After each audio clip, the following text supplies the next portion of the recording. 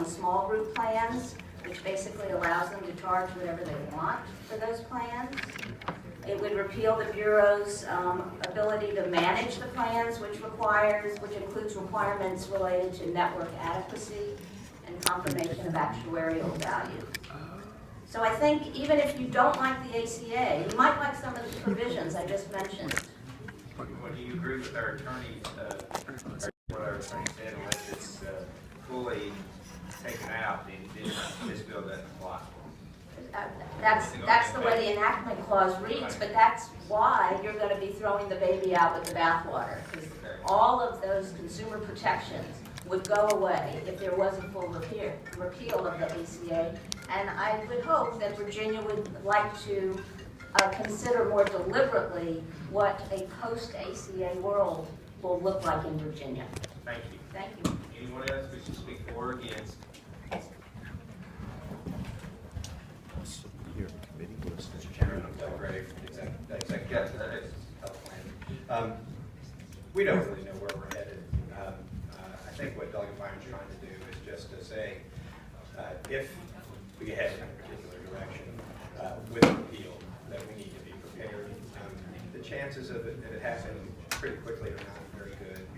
The truth is that 60 votes don't exist in the Senate to repeal the law, and so it's not likely that it will happen right away.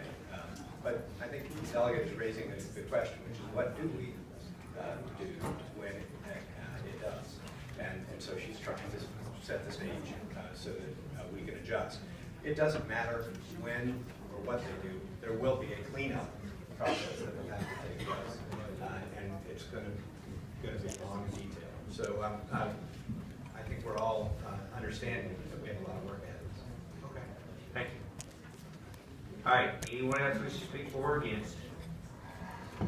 Mr. Chairman, just final word. I was just going to say, Doug and I disagree on that all the time about when it's going to take place. I don't think anybody really knows, but this way we're prepared and we have something in place to give options to Virginians.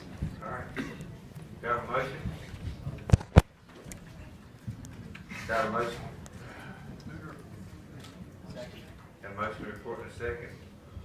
Members wishing to vote on electronic voting board. Kathy, you want to vote? Yeah. All right. Mr. Chairman, I think the system's down for some of us. Where do the green lights work? They're good. Red lights don't work. It's not working, Mr. Chairman. Lindsay's working. All right, well, clerk will, all those in favor say aye. Aye. Opposed? No. All right, now. My hand's not even on the machine. No. All. 1, 2, 3, 4, 5, 6. Right. There we go. Oh, no.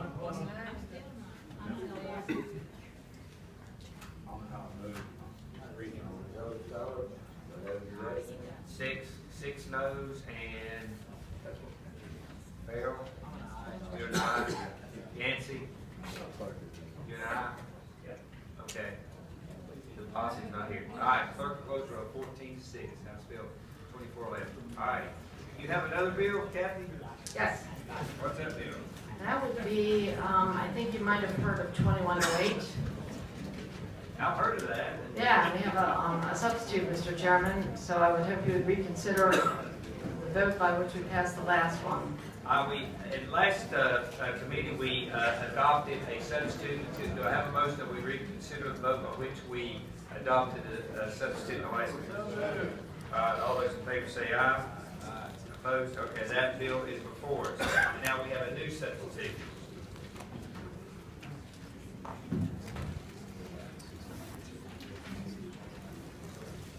All right, do I have a motion that we adopt substitute and get it before us?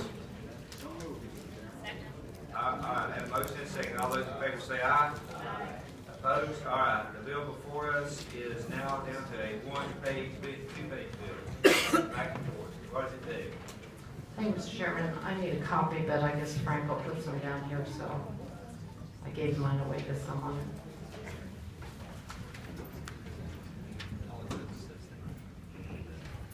All right, tell us what we do now. Well, Mr. Chairman, this bill, as many of you are familiar with by now, when it was introduced, it included transparency and oversight, and it was intended to put a priority on getting service to those who don't have broadband. Unfortunately, at this point, I'm going to question whether local government has the same priority as I do. The original bill has been so misrepresented and purposely caused confusion among localities that most of the bill meant to reach the unserved most of the provisions of that bill that meant to reach the unserved will be debated after the session is over. The focus of the substitute that you have before you is to ensure that taxpayers' resources are protected. We must protect citizens from government overreach that leaves taxpayers holding the bag when they fail. Transparency is often taxpayers' best defense and sometimes their only defense against costly government ventures. So what this bill does is ensure that when taxpayer dollars are used to underwrite municipal broadband systems, and we're talking about just municipal-owned systems, not those that are subsidized and are not selling to private citizens, that the citizens have the ability to learn how their investment is being used. FOIA is a proven method for ensuring transparency. Government cannot be held accountable when citizens are denied their right to know how their money is being spent. So House Bill 2108 provides for those guarantees, and it does so by addressing doesn't go into any of the proprietary information or customer names or anything like that. It deals specifically with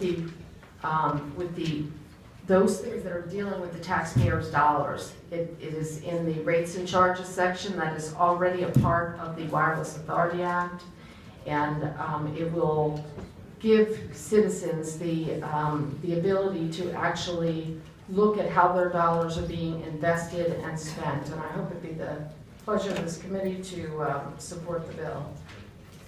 Yes, name or? All right, Delegate Byron. Yes, sir. I'm going to ask a few questions here again. So if we go to line 16, because some people like that don't have what we have before us. So basically what you're saying on line 16 is if the authority has received a loan from other sources, so they've gone out and made a loan. That was just a loophole that was fixed. Not all authorities, or I don't know if any of them, issue their own bonds. So they are actually bonds that they receive through the VRA or through other funding sources. All right, so then we go down to 23, and it says the authority shall maintain records demonstrating compliance with the requirements of this section concerning the fixing and revision of rates, fees, charges that shall be made available for inspection and copies by the public pursuant to the Virginia Freedom of Information Act. All right, talk to us about that. Okay. Well, as a taxpayer myself, what I was trying to accomplish for constituents that I know are concerned about this was the issue that's at hand. What you have is municipal, you have local governments that are forming their own municipal authorities. They go out and borrow millions of dollars to deploy broadband. And when they're selling it to end customers, not when there's a lot of localities that are have subsidized where your local government is making some strategic investments, but you have a private provider. The private sector is the one that's selling it to the end user. They are also maintaining and operating that. They're keeping up with the technology. But when government does it, they actually have to treat it like their own business, because now you are a shareholder in their business, because they are responsible for whether or not that business fails or doesn't fail, not the private provider anymore. So in this one section that's already in the authority, it lays out that they may fix their rates, and it has the amount not to exceed 10% on delinquent accounts. It already sets in there provisions that are to make sure that the bonds that were issued, that there's reserves in place, that they pay the principal and interest. Some of and I'm not saying anyone in Virginia is doing this, some of the municipal owned authorities will set rates that are less than what their costs are. So you're subsidizing the difference so they can sell this, and then there may be things that happen where in North Carolina, just recently, bond ratings went down, and the local government is now looking at selling that to a private company because they can no longer pay their bonds. So what they're already required to do in here, it just says they have to maintain records demonstrating they're compliant with that, and make sure that that particular information, which would be the most useful for a citizen who's a shareholder in that business, to have that show, so it doesn't get into any of the original planning and some of the things that were brought up to me that they were concerned with, as far as where they're laying the broadband and all the other things. It just deals specifically with the money and the business plan. Delegate What other Marshall. question? And then Delegate Villanueva on deck. Okay, so we're gonna maintain the records. It doesn't, at least I haven't seen where it says, what do we do with the records? Are the records have to be posted? Do they have to be sent to this committee, or do they, you know, what happens to the records? I need to phone a friend here that understands this a little better than me. Delegate Dave Lacey, I'm here with my partner Peter Broadbent. It doesn't require you to post it, it just says they have to be available for copy and inspection of the public. No requirement, for example, you don't have to put it on a website, you don't have to have it handed out before a meeting, you just, if a member of the public, like any other public record, wants to come and inspect it or make a copy of it, it has to be made available. Does that answer your question? Delegate Villanueva. Mr. Chairman, a question for the patron. Delegate Byron, I'm just trying to get clarification. With regards to your amended language, with FOIA, it says the authority shall maintain records demonstrating compliance with the requirements concerning the fixing or revision of rates, fees, and charges. Is that not still not called out in line 39, where it says they need copy and schedule of the final rates, fees, and charges? Is there a difference between what you're asking and what's already listed on line 39?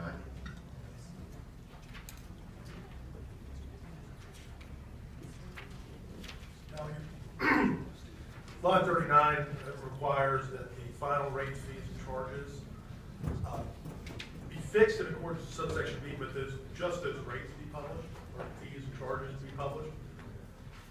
What subsection A in this bill does is require to maintain records showing that they have actually been fixed in the way that's required under subsection A compliance.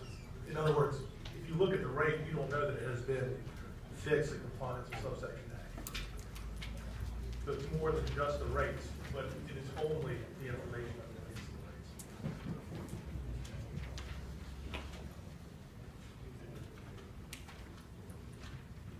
Okay. Did that answer your question? Yeah. All right. Anybody else wish to speak in favor of the bill?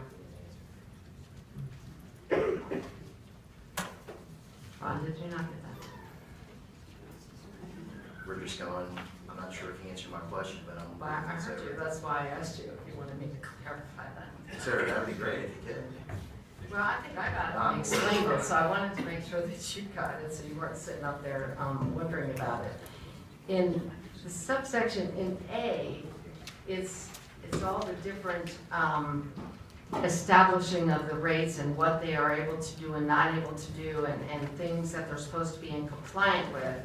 And my understanding is C just tells you that the schedule of the rates, it doesn't have anything to do with the compliance side of it, just the schedule of the rates is kept on file. So that's the difference between the two. No, so it's not the same. No, it's not the same. They're two different things. One is just the schedule of the rates. A deals with compliance that they're already calling for. That has already been laid out in the act. It's not things we're asking them to do, it's things they're already been told they have to do. Okay. Yes. Sorry, my button's not working, otherwise I would push it. Well, I did that on purpose. I just have a quick question, if that's all right. And some of these lawyer type looking guys can probably answer it. In current law, it lays out about how they price things, except it adds loans, which I think is more significant than perhaps thought. But how does, and maybe this is for council, what's the current enforcement mechanism to make sure localities are already following that? Because I imagine it exists somewhere. I'm not aware of an enforcement mechanism, part of the reason to require public scrutiny. Mr. Chair, Yes. I didn't say that. Is there anybody looking at the rates to make sure they're following what's laid out in the current code? I don't understand. We just said no. Okay, I just want to make sure there wasn't somewhere. Okay, well I look forward to local governments answering that question. All right, just tell me. All right, come forward, tell me. Board. Mr. Chairman, Keith Martin with Virginia Chamber of Commerce. Broadband is important to our economic competitiveness. Free market principles is important to our business climate. We appreciate the delegate trying to find a balance between the two, to have government when they compete against the private sector, to be open and transparent. So the chamber's for it. Yes, sir. Thank you. Mr. Chairman, members of the committee, Jerome Walter, representing the Virginia Telecom Industry Association, and we support this legislation. Mr. Chairman, members of the committee, Rich Shulman with CenturyLink. We're a provider in a lot of the rural parts of the Commonwealth for broadband. We're the provider in Bristol, the incumbent provider, and we have no problem competing on a level playing field. But if you've taken a look, as I'm sure most of you have, at the auditor's report from what happened at BVU, there was a lot of hiding the ball that was going on from the public, and as a result of that, there wasn't a level playing field. We think if a statute like this had been in place, it would have gone a long way to helping, BVU and others who are in the business be more transparent about what they're doing and ensure that we have a level playing field. Thank you. Mr. Chairman, Kevin McNulty with the Northern Virginia Chamber of Commerce, and we support Delegate Byron's legislation. Thank you. Chairman, members of the committee, Chip Dix on behalf of the Committee Association of Realtors, and we likewise support the legislation. Chairman Josh Levy with the Virginia Technology Council, also in support of this legislation. Chairman Andrew Lamar, the Richmond Technology Council, appreciate this. Mr. Chairman, Ray Lemure, Virginia Cable Telecommunications Association. We employ Delegate Byron's efforts to bring transparency to this issue. Thank you. All right, anybody against the bill?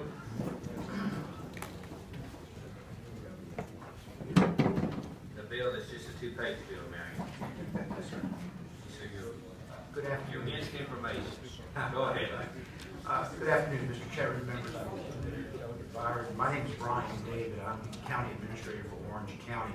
I'm joined here today by our Vice Chairman, Lee Frame, and Supervisor Jim Crozier. Just to set this up, I was appointed by Governor Kane and then reappointed by Governor McDonald to the Governor's Broadband Advisory Council as VACO's representative, and I've been working in this area since 2008. I have over 27 years of leadership experience in rural Virginia. I'd like to go from a high level, what Orange County is doing, and then concluding with remarks, and I'll make them pretty quick.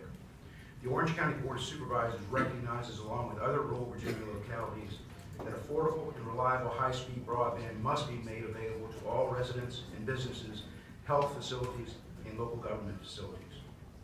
We understand that unless affordable and reliable broadband is made available countywide, Orange County will be at a distinct and ever-increasing competitive disadvantage for private sector job creation and business investment. We know that without affordable and reliable broadband countywide, our Orange County public schools will not be capable of delivering a 21st century education to our students. We are aware that without affordable and reliable broadband countywide, it will be costlier for our taxpayers to provide our first responders, Orange County Sheriff's Office, Orange County Fire and EMS, volunteer companies, and the 911 Emergency Center with voice and data telecommunications countywide, what we need vitally to protect our residents and businesses. Let me note here, we're entrusted with the public's trust of providing our first responders with mission-critical telecommunication services. So our ability to operate and maintain these systems, I think, is quite evident. We have completely, in Orange County, and totally relied upon long-standing Code of Virginia statutes and enabling authorities to develop and implement broadband strategies to include, first, the Virginia Wireless Service Authority Act, which gives clear public and fiduciary transparency.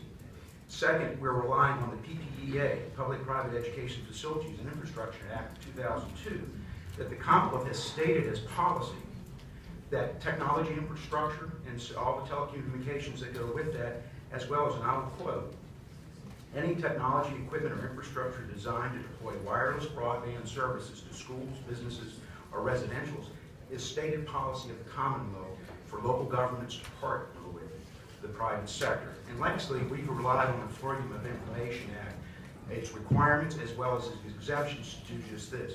This bill, after its various iterations of boiling down to what it was done today, introduced today, will have a chilling effect on all that work. The Board of Supervisors chartered the Orange County Broadband Authority on July 12, 2016, and became they themselves, the board members of the authority, to provide the necessary fiduciary oversight, transparency, and accountability to Orange County's taxpayers. The Broadband Authority is implementing the Orange County Public Schools, Orange County Government Fiber Optics Network project, and the Orange County Rural Broadband Initiative to achieve the overarching goals of strategically integrating telecommunication services that support facilities for education and public safety, reducing the capital expense barriers for private sector broadband companies, and providing Orange County's residents and businesses and consumer choice for affordable and reliable high-speed broadband. We have borrowed $26 million, of which half of that will be used to directly support last mile and middle mile broadband service in Orange County. House Bill 2108 in its current iteration would create at a minimum significant obstacles and likely bar the successful implementation of Orange County's projects. Finally, House Bill 2108 will effectively and with great precision leave Orange County, and in my opinion as well as all of rural Virginia, without any real opportunity or hope of having affordable and reliable high-speed broadband made available to all of its residents, businesses, and local government facilities in the foreseeable future. In conclusion, affordable and reliable high-speed broadband in rural Virginia is needed now, not sometime in the future. The private sector has not been willing to deploy such service after all these years of discussion and our patient waiting. In my opinion, we should not be debating private or public. It should be private, public-private, or public, or whatever combination works best to ensure the deployment of affordable, reliable, high-speed broadband in rural Virginia is now, today. It's given today, and thereby allows us to secure our economic well-being and continue our desirable quality of life. In conclusion, my final statement is, I think all the authorities that are in place right now, in my opinion, are working, and we ought to give them a chance and not use some one-off situation that happened in other places. Yes, sir. And I can assure you that we hold our fiduciary responsibility very highly. Mr. Chairman. Delegate Clowney, Delegate Ware. Question for Mr. David. I agreed with everything you were saying right up until the point where you got to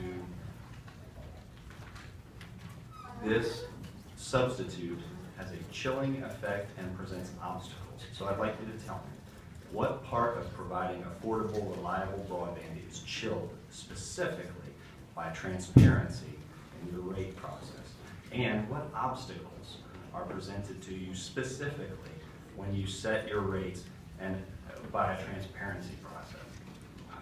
There's an attorney in the crowd, so I'm kind of, I guess, a little bit of a that's all right. I'm probably going to ask every single person who gets it. But I will say this, is that I believe the Freedom of Information requirements in section 15.2, 53, 54, 31, 25, rates and charges in the Wireless Authority Act sets out a very public, transparent process to adopt rates, public hearings, available information. In fact, it's my understanding that this code section was modeled directly after the Water and Wastewater Authorities Act. This has been long-standing, 20, 30 years.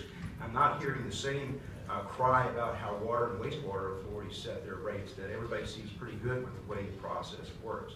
So I think the transparency and what everybody seeks is already in the legislation as it stands today. Mr. Chairman, then a further question. Why would you oppose it if the transparency that we are seeking is already in? Because I'm trying to understand that this late date, that the bill has gone from pretty wide down to this very specific language. We're moving moving fast. I understand the delicate comment, is that I think at the end of the day, existing legislation allows for that transparency. As a practical matter, as a county administrator, if somebody comes into my office that wants to see how all this works, whether it be a taxpayer, an interested business owner, I will absolutely go out of my way to show all how we got there. I wish they were all like you. Well, but I know that there are others out there that have. Thank you for your time.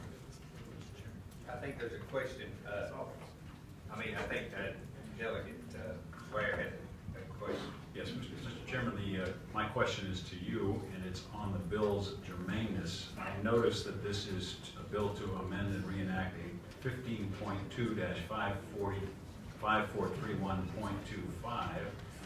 That section is not mentioned in the underlying legislation, so I would ask the chair if this bill, citing that code section, is germane. I would say that I thought about that earlier, talked with council, talked with higher folks in the process than me in the food chain. And since, this was originally it was a very broad bill with broadly regulated public broadband. And also in that, in the original bill, it completely repealed the FOIA exemption. So if you take it if you look at it that way, the substitute you have before you just substantially narrows that FOIA exemption.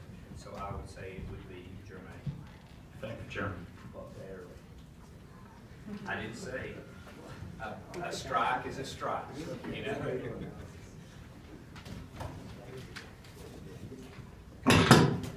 Good afternoon, Mr. Chairman, members of the committee. My name is Dan Callahan. I'm the Roanoke City Attorney. If I may, Mr. Chairman, present two one-page documents that have been prepared in response to this. The first document is the current specific exemptions in FOIA that are available to the regional broadband authorities that are created under the statute. And the second is a document prepared by other counsel discussing this proposed amendment.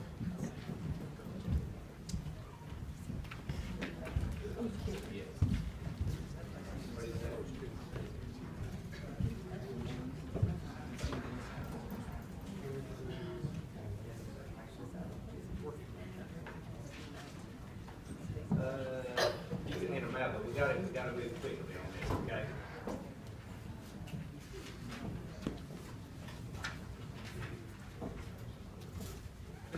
Okay, yes. Mr. Chair. Mr. Chair? Yes. I think, is it all right if I ask a question? Yes. I think, following on what Delegate Klein was asking, and no one really seems to all we're asking for is layman's terms, really quick, concise answer on why you sharing your information on fixing rates is a chilling, awful, throat-slashing effect on broadband. We got memos, we've seen a lot of information. If somebody could just tell me in 3 sentences why that's a problem. The problem is the way the bill is drafted. It says notwithstanding the Virginia Freedom of Information Act. Any provision of the Virginia Freedom of Information Act. That takes away our proprietary property section. I would point, again, section B, starting on line 28 of the amended bill, sets forth the open process by which broadband authorities must adopt rates. I guess what everybody up here is trying to understand is, I guess, why are you so opposed to openness? We're not opposed to openness. What we're opposed to is there is certain proprietary information that is protected under FOIA. As to be clear, the broadband authorities, unlike the private incumbent companies, are not subject to freedom of information. The broadband authority, as a public authority, is subject to freedom of information. There are limited exceptions. The Supreme Court and this General Assembly said that the exceptions are to be interpreted narrowly. What is being sought here is to open up the process of where proprietary information of a broadband authority may be acquired by anybody. The process to adopt rates is completely transparent. There is public notice.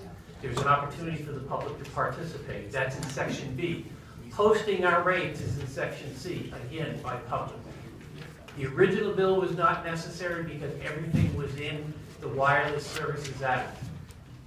When you first substitute, we again pointed out that everything is in the wireless service. If this is simply about getting proprietary information, that is what we believe the effort is, and I would request that you reject the amendment. I'd be glad to answer any questions, Mr. Chairman. Thank you. Yes. Go ahead, please. Just a couple things here. You know, I'm listening to everybody in opposition to this talk, and they're talking about they're offering sometimes commercial, but they talk and sound like private companies. But what do we really have here that I think Delegate Byron's trying to get at, that I think we're all forgetting? It's government subsidized competition. You're really going out and cutting the knees off of private companies. Now, we had one of the authorities came in and see me, and I said, you know, show me your overlay. And they showed me the overlay, and then I saw the overlay of the private company. I don't remember if it was Cox or Comcast or whoever it was. But it was pretty close. But when I asked them, I said, what are you offering? Well, we're just offering the commercial.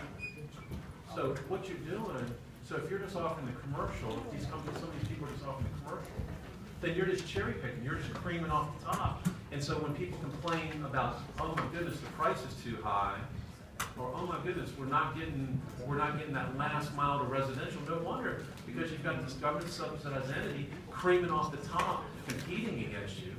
Now, Mr. Chairman, you've got the 5G bill. I'm gonna tell you guys, the 5G coming down the road, I think y'all's days are limited because there's no excuse anymore. You just won't be able to argue when you've got these 5G poles delivering broadband, in every locality pretty cheaply, why you're still there. So I just think you've got to figure out why